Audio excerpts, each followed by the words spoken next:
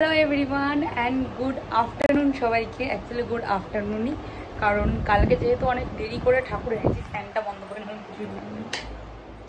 কালকে আমরা মোটামুটি ঘুমাতে ঘুমাতে 3টে বেজে গেছে, কারণ ঠাকুর এনে তারপরে মানে সবাই মিলে ঠাকুরকে বরণ করে ঘরের মধ্যে তুলে সব কিছু করতে করতে লেট হয়ে গেছে। 3টের সময় শুয়েছি। তোমরা মিনি ব্লগে দেখতেই পারো আমরা ঠাকুর আনতে গেছিলাম অনেক দূরে, কার্তিকপুরে গেছিলাম। মোটামুটি যেতে 1 ঘন্টা লেগেছে, যার সময় ঠাকুর ছিল আস্তে আস্তে চালিয়ে এসেছি। তো এখন ওদিকের কাজ মোটামুটি অলমোস্ট কমপ্লিট। ঠাকুরমশাই 2:30টার সময় এসছে, তো এখন হলো রেডি হওয়ার পালা। তো কি পরবো সেটাই হচ্ছে ব্যাপার, তোমাদের সাথে শেয়ার করব এখন কি পরবো আর কিভাবে রেডি হব। তো চলো ব্লগটা এখন দেখতে থাকো। পুজো বাড়ি বলে সবাই কিন্তু এক একজনের এক একটা কাজ নিয়ে নিজেরা ব্যস্ত। এখানে পিঙ্কি দি দিচ্ছে আলপনা, সবার মধ্যে ভাগ হয়ে গেছে। এখানে এখন লক্ষ্মী ঠাকুরের পা আঁকছে, আর এখানে মামা ধান খুঁটে চাল বার করছে। এখানে বৌদি দেখো যজ্ঞর বেলপাতা বাচ্ছে, আর এদিকে ফুলমুড়ি অপেক্ষা করছে যে ক্যামেরাটা দিয়ে আমি কি করছি। আর এখানে কিন্তু মোটামুটি অনেকটাই প্রায় গোছানো হয়ে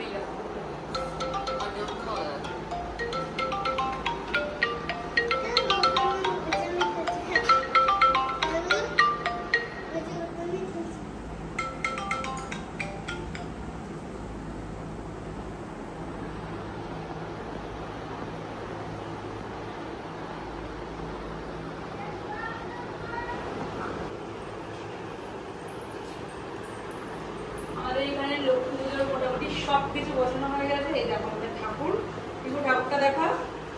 পিকু হচ্ছে নতুন ক্যামেরাম্যান, কারণ এখানে একটু অন্য নিয়মে যেহেতু লক্ষ্মী পুজো হয়, একটু যাই না, কিন্তু ওদের নিয়মটা আলাদা। যাই হোক, ওর জন্য অনেক কিছু বেশ আমাদের বাড়ি কালী পুজোর কথা মনে পড়ছে। মোটামুটি এখন 4টে 25 মতন বাজে, সব কিছু গোছানো হয়ে গেছে। এবার আমি রেডি হতে যাবো, কারণ ঠাকুরমশাই 2:30টার সময় এসছে।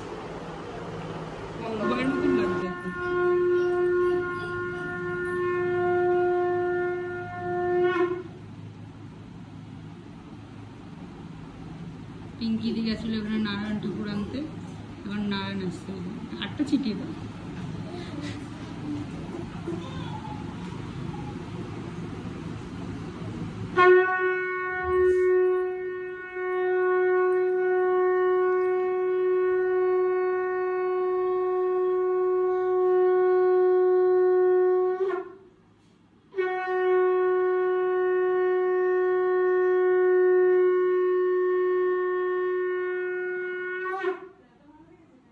আমি রেডি হয়ে গেছি, যদিও বা এই লাইটে তোমাদের সাথে শেয়ার করতে পারছি না। ভেবেছিলাম একটা গেট রেডি উইথ নিয়ে ভিডিও করবো, বাট ইম্পসিবল হয়ে যাচ্ছে। আর এই ঘরটা পুরো মেসটা, ঠিক আছে। তো রেডি হতে তো খুবই কষ্ট হচ্ছে, তার মধ্যে ধুনুচি ধরিয়েছে, যেহেতু আমি আর টুবাই যে ঘরটায় থাকি সেই ঘরটাই পুজো হচ্ছে, তার জন্য তো ধুনুচি ধরেছিল, আরও ধোয়া হয়ে গেছে।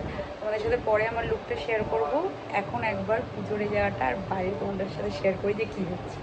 আমাদের বাড়িতে তো কালী পুজো হয়, বাট টুবাইদের বাড়িতে এরকম লক্ষ্মী পুজো হয়, মানে কালী পুজোর মতন পুরো এত বড় লক্ষ্মী পুজো, এতক্ষণ ধরে হয়, এত কিছু লাগে যেটা ঠিক কালী পুজোতে লাগে। এটা কিন্তু পুরো ফার্স্ট টাইম আমার এক্সপিরিয়েন্স। আর এখানে সব রান্নার ঠাকুররা রান্না করছে, একদম বলতে গেলে পুরো লাস্ট মোমেন্ট প্রিপারেশন।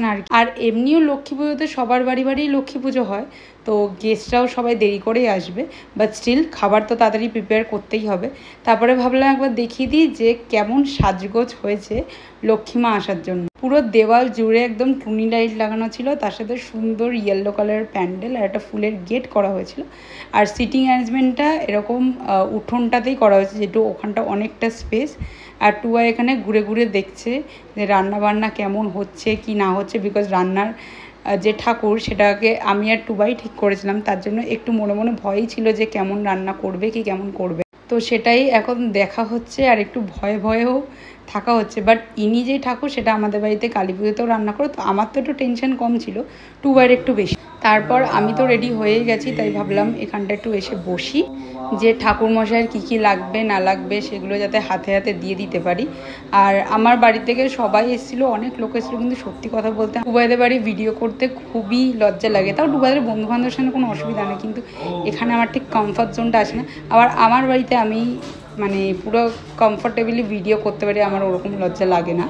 তো যেহেতু আমি আর টুবাই দুজনেই উপোস করেছিলাম, আর এখানে এখন যজ্ঞ হচ্ছে, আমরা দুজন বসেছিলাম যজ্ঞর এখানে, টুবাইকে লাগবে বলে।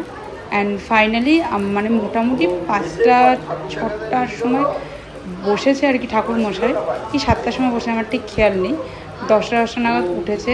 আর পুজো যেই শেষ হয়েছে খিদেও পেতে শুরু করে দিয়েছে, তাই খেতে বসেছিলাম। হয়েছিল কচুরি, কড়াইশুঁটি, স্টাফড পটেটো আর ভেজ বিরিয়ানি, সত্যি দারুণ হয়েছিল। তার সাথে ফুলকপি রোস্ট, চাটনি পাপড় ছিল। যাই হোক, আজকের ব্লগটা এখানেই শেষ করলাম।